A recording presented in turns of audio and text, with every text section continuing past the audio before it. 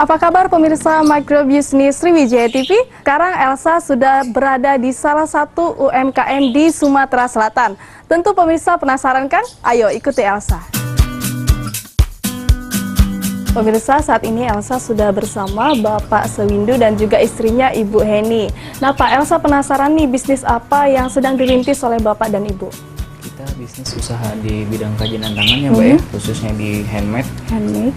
Produk-produk yang biasa kita buat itu bervariasi, mulai dari kotak tisu, terus bisa bros, bisa juga untuk hiasan dinding, terus juga toples, dan lain-lain masih banyak lainnya.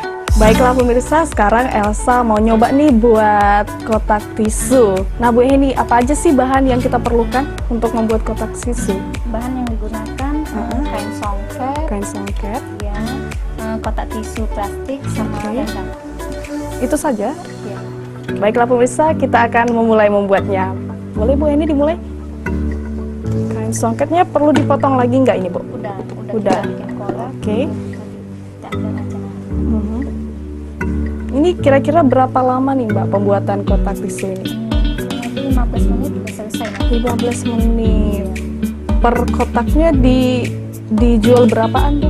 Biasanya kita jual 50.000. Nah biasanya produk kotak tisu ini dipasarkan kemana aja Bu ini?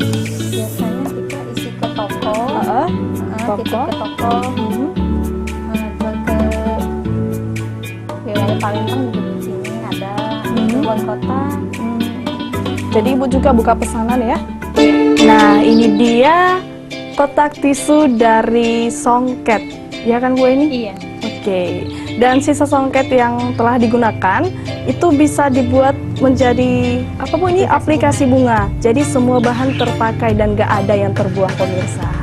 Baiklah pemirsa, kita ada apresiasi nih buat Ibu Heni atas usahanya. Silakan Bu.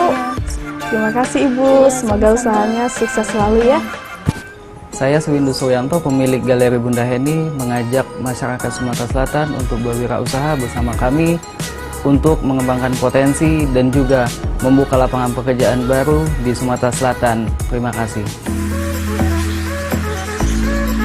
Pemirsa Microbusines Sriwijaya TV, sangat senang sekali melihat wirausaha menengah ke bawah yang berada di Sumatera Selatan. Ini membuktikan bahwa masyarakat Sumatera Selatan makin kreatif, inovatif, dan juga mandiri.